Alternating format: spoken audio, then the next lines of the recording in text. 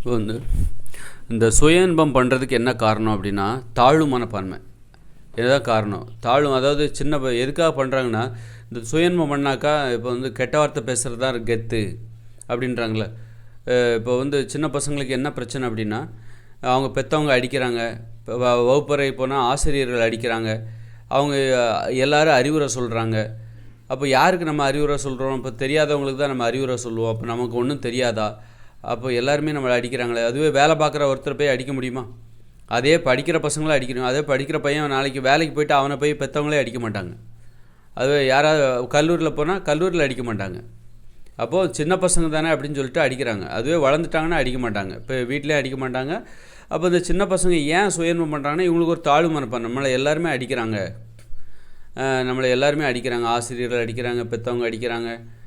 அப்புறம் காசு கேட்க வேண்டியிருக்கு, செலவுக்கு இவங்ககிட்ட தான் கையேந்தி காசு கேட்க வேண்டியிருக்கு. அதனால் அவங்களுக்கு ஒரு தாழ்வு மனப்பான்மை. அப்போ நம்ம தைரியம் இல்லாத ஒரு ஆளாக, நம்மளை எல்லோரும் அடிக்கிறாங்கன்னு என்ன அர்த்தம்? நம்ம ஒரு கோழையா? நம்மளை பார்த்து ஏன் மற்றவங்க பயப்பட மாட்டேன்றாங்க?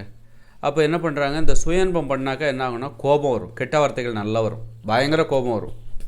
நான் சுயமாகவே இன்பத்தை தேடிக்கிறேன், எனக்கு மற்றவங்க யாருமே தேவையில்லைங்கிற ஒரு மனப்பான்மை வரும். ஏன்னா எந்த ஒரு இன்பத்தையும் நீ மற்றவங்ககிட்ட தான் பெறணும். அது காம இன்பம் என்பது பிறரிடமிருந்து பெறணும். முறையான வழியில் போய் ஒரு பெண்ணிடமிருந்து அதை பெற வேண்டும். அப்போ நான் இல்லை, எனக்கு யாருமே தேவையில்லை அப்படிங்கும்போது சுய இன்பம் நான் பண்ணிக்கிறேன் அப்படிங்கும்போது, இந்த மனிதர்களிடம் நான் எதற்கு பணிவாக நடந்து கொள்ள வேண்டும்? இந்த மனிதர்களை நான் எதற்கு மதிக்க வேண்டும்? நல்ல பழக்க வழக்கங்களை நான் எதற்கு கற்றுக்கணும்? நான் சுயமாகவே இன்பத்தை பெற்றுக்கொள்கிறேன். இந்த உலகத்தில் மிகப்பெரிய இன்பம் அந்த காம இன்பம். அந்த இன்பத்தையே நான் சுயமாக பெற்றுக்கணும் போது, இந்த வாழ்க்கையில் நான் ஏன் மனுஷங்கிட்ட நல்ல மாதிரி நடந்துக்கணும்? இந்த மனிதர்களை புறக்கணிக்கிற ஒரு மனப்பான்மை ஏற்படும். மனிதர்களுக்கு பயமே வராது. இந்த மனிதர்களை பார்த்தா பயமே வராது. கெட்ட வார்த்தை இந்த மனிதர்களை கேவலமாக கெட்ட வார்த்தை போடுகிற அந்த தைரியம் இந்த சுய இன்பம் பண்ணால் வரும். உடனே என்ன நினச்சிக்கிறாங்க, ஏற்கனவே தாழ்வு மனப்பான்மையால் பாதிக்கப்பட்டிருக்காங்க. சுய இன்பம் பண்ணோன்னா நமக்கு நிறைய கோபம் வருது, நிறைய தைரியம் வருது, கெட்ட வார்த்தைலாம் செமையாக வருது அப்படின்னு சொல்லிட்டு இவங்க என்ன பண்ணுறாங்க, அந்த கெட்ட வார்த்தை போடுறது இந்த மாதிரி இதுதான் தைரியம்னு நினச்சிக்கிறாங்க. இதுதான் ஒருத்தருடைய கோபம், இதுதான் வீரம்னு நினச்சிக்கிட்டு அதனால தான் அந்த சுய இன்பம் பண்ணுறதுக்கு அடிக்ட் ஆகுறாங்க. இப்படி எல்லாருமே அதுவரை இந்த இளம் வயதினர் பார்த்திங்கன்னா எல்லாருமே சுய இன்பம் பண்ணுறாங்களா. அப்போ அவங்களுக்குள்ள பிரச்சனை பார்த்திங்கன்னா அவங்களுக்குள்ள ஒரு போட்டி. யார் அந்த மாதிரி கோபம், அந்த மாதிரி வன்முறை உணர்ச்சி, அந்த கெட்ட வார்த்தை போடுறது, அவங்க ஒரு அவமான உலகம். இந்த சின்ன வயசு பசங்க பார்த்திங்கன்னா அது ஒரு அவமான உலகத்தில் தான் வாழ்ந்துட்டுருப்பாங்க. ஒருத்தர் டிஸ்டர்ப் பண்ணுறது, அடிக்கிறது, கெட்ட வார்த்தை போட்டு திட்டுறது, நக்கல் அடிக்கிறது, கேலி பண்ணுறது. நீங்கள் அதுகளுக்கு அவங்களுக்குள்ள இடையில போய் நீங்கள் போராடணுன்னா அப்போ அது போன்ற ஒரு உணர்ச்சி உங்களுக்கு தேவை. அந்த கோபம் தேவை. அந்த அவங்களுடைய வாழ்க்கையை பார்த்திங்கன்னா பாதிக்கப்பட்ட ஒரு வாழ்க்கை தான். அப்படி இருக்கும்போது அப்போ அதுக்கு இடையில நீ ஒருத்தராக போய் நீ வாழ வேண்டிய கட்டாயம், அந்த பருவத்தை கடந்து வரணும். அப்படிங்கும்போது அப்போ அந்த உணர்ச்சி உனக்கு தேவையாக இருக்குது.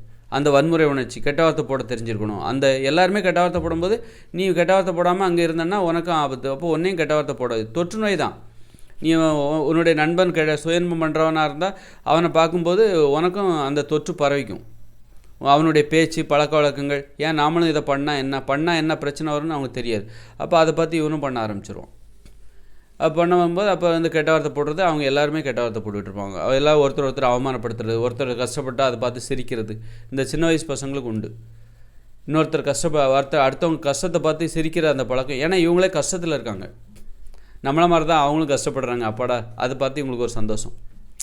இந்த மாதிரி மனப்பான்மை கெட்டு போகிற காரணம் என்னென்னா, இந்த மாதிரி பொருளாதாரத்துக்காக சின்ன வயசில் மற்றவங்களை எதிர்பார்த்து நிற்கிறாங்களே, இது மிக மிக முக்கிய காரணம். பெற்றவங்க ஏன் பிள்ளைகளை அடிக்கிறாங்கன்னா, பிள்ளைகளுக்காக நிறைய பணத்தை செலவழிக்கிறாங்க, முதலீடு பண்ணுறாங்க. அப்போ அந்த பிள்ளைகள் அந்த பணம் பிள்ளைகள் படித்தா தான் அந்த பணத்துக்கு முதலீடு பண்ணுறதுக்கு ஒரு பாதுகாப்பு, ஒரு அர்த்தமாக இருக்கும். இல்லைன்னா ஏனாதானன்னு போயிட்டாங்கன்னா அப்புறம் நம்ம கஷ்டப்பட்டு செலவழிக்கிற பணத்தெல்லாம் அந்த பிள்ளைகள் ஒழுங்காக படித்தா தான் அந்த பணம் சரியான வழியில் செலவழிக்கப்படும். இல்லைன்னா அந்த பணம் வீணாக போயிடும்.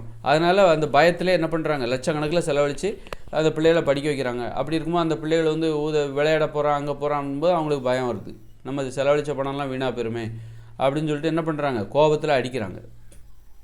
அப்போது படிப்பை நீ கட்டணம் இல்லாமல் கொடுத்துருங்க. அதனால் பெற்றோருடைய வன்முறை பிள்ளைகள் மீது குறையும். பெற்றோர்களுக்கு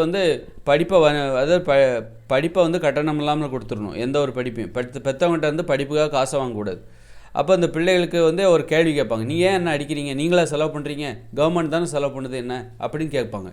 அப்புறம் பார்த்தா அப்போ இந்த சம்பளம் கொடுக்கணும், படிக்கிறவங்களுக்கு சம்பளம் கொடுக்கணும், கல்வியை இலவசமாக கொடுங்க, சாப்பாடு கொடுங்க, அங்கே இப்போ காலை உணவு, மதிய உணவு அங்கே பள்ளிக்கூடத்திலே கொடுங்க. அப்புறம் பார்த்திங்கன்னா பள்ளிக்கூடத்தில் காலை உணவு மதிய உணவு கொடுத்துட்றோமா. அப்புறம் பார்த்தா நீங்கள் வந்து சீருடை எல்லாமே கவர்மெண்ட்டே கொடுத்துடணும், புத்தகங்கள் எல்லாமே கவர்மெண்ட் கொடுத்துடணும். அப்புறம் கட்டணம் ஃபீஸுங்கிறதே இருக்கக்கூடாது. அது போக வந்து அந்த பிள்ளைகளுக்கு மாத செலவுக்காக இந்த வயசுக்கு தகுந்த மாதிரி, இப்போ சின்ன பிள்ளைகள்னா அவங்க கையிலே ஒரு 1வது படிக்கிறவங்க பசங்களுக்கு ஒரு 3000 அந்த மாதிரி கொடுக்கணும். அது மாதிரி 1வதுலேருந்து 5வது வரைக்கும் படிக்கிறவங்களுக்கு ஒரு 6000, ஒரு 5வதுலேருந்து 8வது வரைக்கும் படிக்கிறவங்களுக்கு ஒரு 8000, 8வதுலேருந்து 12வது வரைக்கும் படிக்கிற பசங்களுக்கு ஒரு 10000, 12வதுலேருந்து காலேஜ் படிக்கிற பசங்களுக்கு ஒரு 12000, இப்படி மாதம் சம்பளம் கொடுக்கணும். கல்வியும் இலவசமாக கொடுத்து கட்டணம் இல்லாமல் கொடுத்துட்டு, ஏன்னா இது ஏன் கொடுக்கக்கூடாதுன்றீங்க? இது மக்களோட பணம் தானே. இது மக்களுடைய பணம், மக்கள் ஏற்படுத்தியது தானே. இதுக்கெல்லாம் பணம் எங்கே போகுது? அதை சாதித்து காட்டணும். இதுக்கெல்லாம் இவ்வளோ பணத்துக்கு எங்கே போகிறது? சாப்பாடும் கொடுக்கணும். கல்லூரி படிக்கிற மாணவர்களுக்கும் காலை உணவு மதிய உணவு கொடு. அப்போ வந்து இந்த பெற்றவங்களுக்கு பயமே இருக்காது. ஏன் பயப்படணும்? அப்போ எல்லா செலவும், அதாவது இப்போ அரசாங்கம் தான் இந்த பிள்ளைகளே வளர்க்குது. சும்மா நம்ம பாதுகாப்பில் இருக்காங்க, அவ்வளோதான். மற்றபடி அரசாங்கம் தான் கல்வியை கட்டணம் இல்லாமல் கொடுக்குது, படிப்பதற்கு சம்பளம் கொடுக்குது. அப்படிங்கும்போது நீ ஏன்பா அடிக்கிற, நீ ஏன்பா பயப்படுற, நீ ஏன் வந்து செலவு பண்ணிகிட்ருக்க, எல்லாம் அரசாங்கம் எனக்கு கொடுக்குது. அரசாங்கன்றது யார்? அரசாங்கன்றது ஒரு ஆளா? அது மக்கள் எல்லாம் சேர்ந்து ஏற்படுத்திய ஒரு அமைப்பு.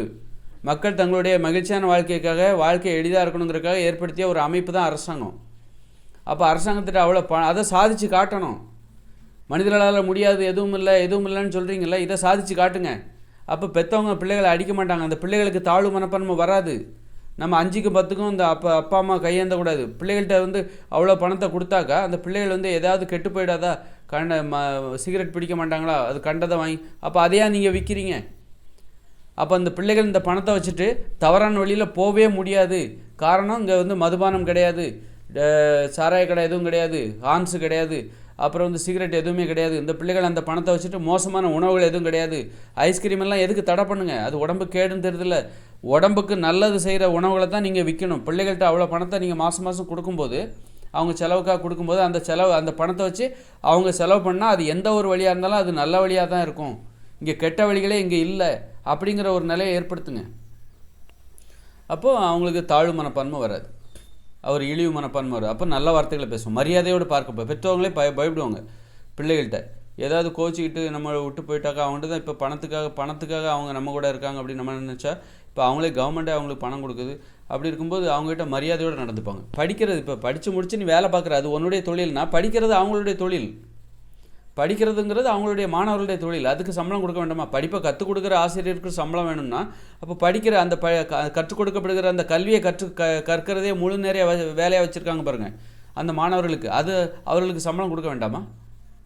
சம்பளம் கொடுக்கும்போது தான் ஒருத்தருக்கு மரியாதை வரும். நீ என்ன தான் படி, ஃபஸ்ட் ரேங்க் வாங்குவது, மதிப்புங்கிறது இருக்கும். ஏன்னா ஃப்யூச்சரில் சம்பாதிப்பாங்க அப்படின்ட்டு. ஆனால் கொஞ்சம் தான் இருக்கும். இன்றைக்கி 5 காசு சம்பாதிக்கும் போது தான் மரியாதை வரும். 10க்கு 10 ரூபா சம்பாதிக்கும் போது தான் மரியாதை வரும். அதாவது நீ 100 ரூபா சம்பாதிக்கிறியோ, 1000 ரூபா சம்பாதிக்கிறியோ, ₹1,00,000 அது கிடையாது. சம்பாதிச்சா தான் மரியாதையே வரும். 100 ரூபா சம்பாதிச்சாலே மரியாதை வந்துடும். வீட்டில் வந்து அடிக்கிறத நிப்பாட்டுவாங்க. அடிக்கிறாங்கன்னா எந்த அளவுக்கு? ஒரு ஆசிரியர் அடிக்கிறார், அவர் யார்? அவர் இன்னொருத்தர், அவர் சம்மந்தமே இல்லை. அவர் வந்து நம்மளை அடிக்கிறார். ஒரு மருத்துவர் நம்மளை அடித்தா நம்ம ஒத்துப்போமா? உடம்பு சரியில்லைன்ட்டு நீங்கள் போகிறீங்க மருத்துவமனைக்கு, நம்ம உடம்பையே காப்பாற்றுறாரு நம்ம நோயிலேருந்து, அவர் வந்து நம்மளை அடித்தா ஒத்துக்குவோமா?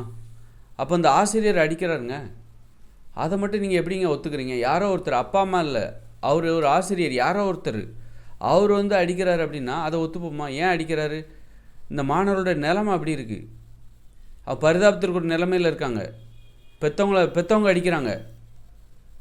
அடிக்கிறாங்க. அப்போ அதுவும் வந்து, அதாவது அன்போடு அடிக்கிறது அது வேறு. அன்பு இல்லாமல் பயமுறுத்துறது, வன்முறையை காட்டி பயமுறுத்துறது, இதெல்லாம் வந்து அவங்களுடைய மோசமான நிலைமை தான் அதுக்கு காரணமாக தூண்டுதலாக இருக்குது. அதே ஆசிரியர் அடித்து கல்வி கற்றுக் கொடுத்த அதே ஆசிரியர், அதே பையன் வந்து நாளைக்கு படித்து வேலைக்கு போன பிறகு அடிப்பாரா? கல்லூரியில் ஏன் அடிக்க மாட்டேன்றாரு? அடித்து தான் கல்வியை கற்றுக் கொடுக்கணும் அப்படின்னா கல்லூரியிலே நீங்கள் அடிக்க வேண்டியது தானே? ஏன் அடிக்காமல் அப்போ திருப்பி அடிப்பாங்க. சின்ன பசங்கன்னா திருப்பி அடிக்க மாட்டாங்க அப்படிங்கிற ஒரு தைரியத்தில், கேட்குறதுக்கு ஆள் இல்லை, சின்ன பசங்க, அவங்களுக்கு ஒன்றும் தெரியாது. அப்போது வந்து நம்ம ஒரு தப்பை அவங்க மேலே நம்ம பண்ணுறோம். அந்த மாதிரி அது ஒரு குற்றம். அது கேட்குறக்கு ஆள் இல்லைன்னா நம்ம தப்பு செஞ்சோம். நமக்குன்னு ஒரு மனசாட்சி இல்லையா? நமக்குன்னு வந்து ஒரு வீடு திறந்து கிடந்தால் நம்ம போய் திருடிடுவோமா? நமக்குன்னு ஒரு மனசாட்சி இல்லையா? நமக்குன்னு ஒரு நேர்மை இல்லையா? இந்த கதவுகள் பூட்டப்பட்டிருக்கிறது, சாவிகள் வந்து அவர் எடுத்துகிட்டு போய்ட்டு, அதனால தான் நம்ம திருடலையா? ஒரு வீடு திறந்து கிடந்தால் நாமளே பூட்டணும். அந்த மாதிரி திறந்து கிடந்தா போய் திருடிடுவோமா? சின்ன பசங்கன்னா அடிச்சிருவோமா? அப்படி அடிக்கிறதுனால தான் இன்றைக்கி அவங்க ஒரு அவமான உலகத்தில் இருக்காங்க. பாவம் அந்த பசங்க பார்த்திங்கன்னா, அந்த ஆண்களாக இருந்தாலும் சரி பெண்களாக இருந்தாலும் சரி, பாவம் அவமான உலகத்தில் இருக்காங்க.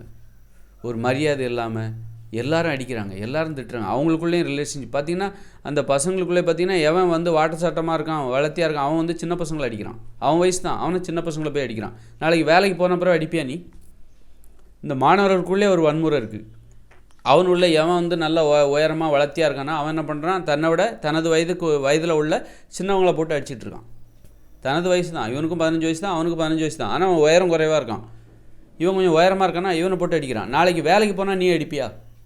நாளைக்கு நீ படித்து முடித்து வேலைக்கு போகும்போது அப்போ நீ அந்த மாதிரி உன் வயசில் இருக்கிற உன்னை விட உயரம் குறைவாக இருக்கிற அவனை போய் நீ அடிப்பியா? நீ இந்த மாதிரி அத்துமீறல், அவமானம் சாதாரண விஷயம் கிடையாதுங்க. அது சின்ன பசங்கன்று நினைக்கிறோம், அதுதான் பிற்காலத்தில் குற்றமாக மாறுது.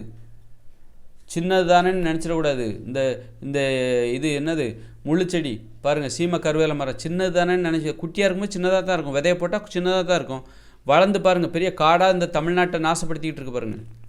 அதுபோல் தான் சின்ன பிள்ளைகள் தானே அப்படின்னு சொல்லி நீங்கள் அவங்க மேலே அவமானத்தை, உங்களுடைய வன்முறை உணர்ச்சியெல்லாம் அவங்க மேலே இறக்கி வச்சிங்கன்னா, அது பின்னாடி வளர்ந்து அதுதான் இங்கே குற்றமாக மாறுது. போதைப்பொருள், வன்முறை, பாலியல் பலாத்காரம், திருட்டு, கொள்ளை, கொலைன்னு மாறுது. அப்போ அந்த சின்ன குழந்தை அந்த சின்ன வயசில் அவங்களுடைய மனசை புரிஞ்சுக்கோங்க. அவங்களும் நம்மளை மாதிரி தான் அப்படின்னு புரிஞ்சு அவங்களுக்கு வந்து கட்டணத்தை கல்வியை கட்டணம் இல்லாமல் கொடுங்க, மருத்துவத்தை கட்டணம் இல்லாமல் கொடுங்க. பெற்றோர்களுக்கு அந்த பிள்ளைகள் மீது அடிக்கணும், கோபமே வன்முறை உணர்ச்சியே வரக்கூடாது. ஏன்னா மருத்துவம், கல்வி கட்டணம், மருத்துவ கட்டணம், எல்லா சாப்பாடு எல்லாத்தையும் அந்த பிள்ளைகளோட செலவு அத்தனையும் இந்த அரசாங்கம் என்ன பண்ணுது, பெற்றவங்க மேலே. ஆனால் வரி மட்டும் வாங்குது. நாளை பின்னா அந்த படித்த பிள்ளைகள் வேலைக்கு போனால் வரியை மட்டும் அந்த பிள்ளைகள்கிட்டருந்து வாங்குறது.